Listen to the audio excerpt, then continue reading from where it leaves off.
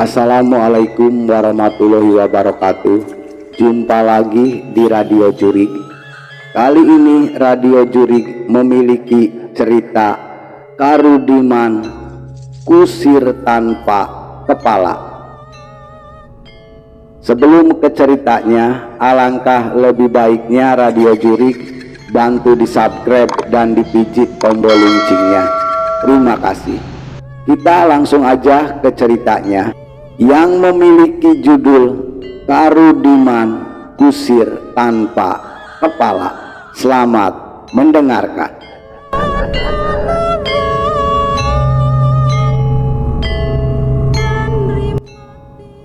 Di suatu desa tertutup yang berada di ketinggian, yaitu di Jawa Tengah, dan jauh dari peradaban kota, telah diguyur hujan deras terus-menerus yang memadamkan kemenyan sesajen serta dupa yang seharusnya menyala sepanjang hari di bawah pohon-pohon besar yang menjalar. Sejak kematian Mbah Apu, yaitu yang disebut Juru Kuncen, tatanan ritual rutin yang dilakukan satu desa menjadi berantakan. Konon hal tersebut diduga menjadi pemicu kematian beruntun warga desa yang bunuh diri tanpa sebab yang pasti. Patung delman yang menjadi simbol khodam penjaga desa itu menjelma menjadi momok yang menakutkan. Tuk tik tak tik, tuk tik tak tik tuk, tuk tik tak tik, tuk tik tak tik tuk. Kamu jangan nyanyi lagu itu, ujar seorang bapak pada anak perempuan kecilnya. Kenapa, Pak? Pokoknya ndak boleh. Sudah masuk kamar tidur sama ibu ya, Ndok, perintah bapak. Raut bapak tanpa gelisah. Lagu anak tentang naik kuda delman menjadi lagu yang sejatinya sering diajarkan orang tua pada anak-anaknya untuk dinyanyikan bersama saat upacara ritual, adat saparan, ataupun selamatan sedekah bumi yang menjadi acara rutinitas desa. Mereka menjunjung sosok makhluk halus yang bernama Karudiman, seorang petapa yang moksa saat tengah semedi di hari ke-119. Karudiman hilang begitu saja bersama keduanya dan hanya menyisakan kereta delman yang kini menjadi simbol desa. Sosoknya dipercaya leluhur desa yang menjaga kemakmuran. Ritual sesembahan untuk Karudiman selalu rutin dilakukan setiap tahun. Jika saja ritual dilewati, maka desa dapat mendadak menjadi kekeringan, tandus, dan warga menjadi gagal panen. Neng, opo Pak? Ibu menatap bapak yang tampak sedikit keras dan cemas. Kui loh Bu, mau bengi anake Pak Marto loro-loroe mati sakwise krungu suro dongkar. Itu loh Bu, tadi malam anaknya Pak Manto dua-duanya mati. Habis mendengarkan suara delman, bapak membisik agar suaranya tidak terdengar oleh anak perempuan satu-satunya yang sudah lebih dulu memeluk bonekanya di kamar. Karudiman. Mendengar nama tersebut, situasi mendadak hening. Ibu melangkah ke kamar, meninggalkan bapak di ruang tengah dengan penuh kecemasan yang sama seperti bapak. Sejak meninggalnya Mbah Apu Karudiman yang sebelumnya dipuja menjelma menjadi teror, delman penjemput nyawa yang membuat warga desa tidak berani keluar dan menutup pintu rumah mereka rapat-rapat setelah badak maghrib. Tengah malam kala senyap, suara lonceng delman membangunkan Bapak. Betapa terkejutnya dia kala mendapati anak perempuannya tidak ada di kasur mereka. Bapak membangunkan ibu.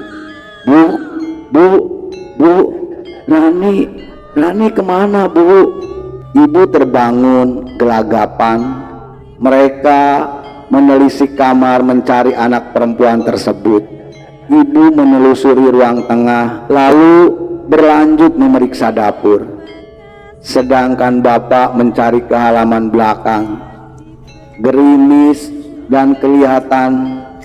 Sedangkan Bapak mencari ke halaman belakang. Gerimis dan kelihatan guntur masih menggerelip di atas langit yang gelap. Bapak memeriksa balik ke kamar, memeriksa ke kamar mandi yang terbuat dari anyaman bambu yang beratap asbes seadanya.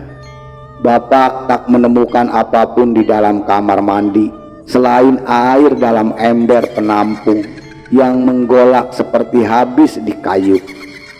Tak jauh dari kamar mandi ada sumur dan kandang ayam yang tak biasanya ayam-ayam ramai berkokok di tengah malam.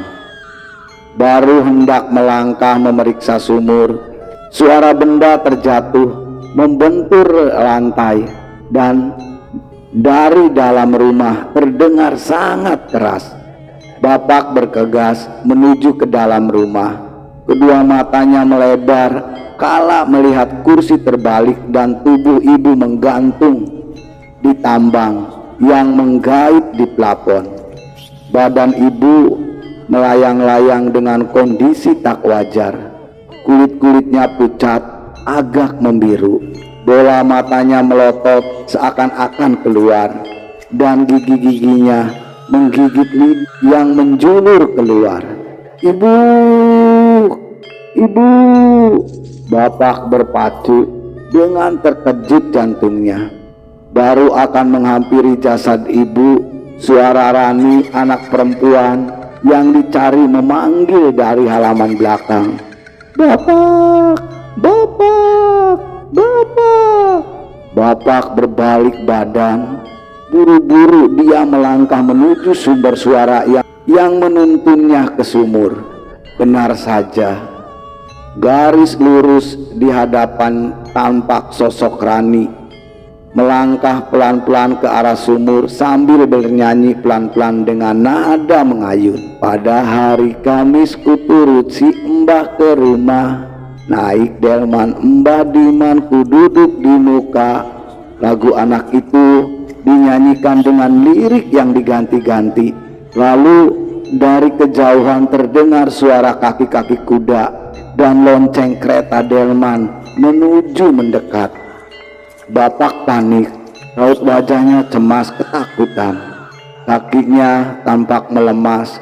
Dia mengumpulkan sisa-sisa tenaganya untuk berlari menuju sang anak yang terus berjalan ke mulut sumur, yang mana di saat bersamaan suara lonceng delman tersebut juga kian mendekat. Namun dia terlambat 3 langkah di belakang. Rani tiba-tiba melompat ke sumur tepat di depan matanya sendiri. Rani! Bapak berteriak histeris. Dari belakang Bapak berjalan sosok kakek bungkuk dengan langkah menyeret. Bapak yang menyadari keberadaan sosok tersebut mendekat padanya seketika mematung. Napasnya tersengal. Bapak tak cukup berani untuk menoleh. Saat sosok itu tiba tepat di belakangnya, bias cahaya lampu menampilkan bayangan sosok kakek bungkuk itu tanpa kepala. Secara mengejutkan, seutas tambang berbekap leher Bapak. Sosok itu menyeret Bapak yang terkapar di tanah. Tambang yang mengikat leher Bapak itu dikaitkan ke kereta delman. Kemudian delman itu melaju sambil menyeret tubuh Bapak yang tersarut jalanan tanah berbatu. Sosok itu bersenandung lagu anak, naik delman, yang tak dinyanyikan oleh Rani, dengan alunan yang nada pelan dan mengayuh. Seraya lagu tersebut tak ubahnya mengiringi Bapak dijemput kematian. Dan akhirnya sekeluarga pun meninggal semua karena menyanyikan lagu Naik Delman Istimewa. Sosok Karudiman dan lagu Naik Delman sampai saat ini masih legenda yang menjadi momok bagi kampung tersebut. Tapi akhir-akhir ini aku banyak menemukan lagu anak-anak yang menjadi identik dengan mistisnya. Buat kalian sendiri, lagu anak-anak apa yang terdengar agak menyeramkan? Bisa jadi ada lagu Nina Bobo. Lagu itu pun sangat menyeramkan amat. Terima kasih buat teman Radio Jurik yang sudah mendengarkan cerita Radio Jurik. Alangkah lebih baiknya sebelum meninggalkan Radio Jurik, bantu di subscribe dan dipijit tombol loncengnya. Semoga cerita-cerita Radio Jurik bisa bermanfaat dan bisa menghibur teman Radio Jurik semuanya. Buat teman Radio Jurik semuanya, selamat beraktivitas dan tetap semangat.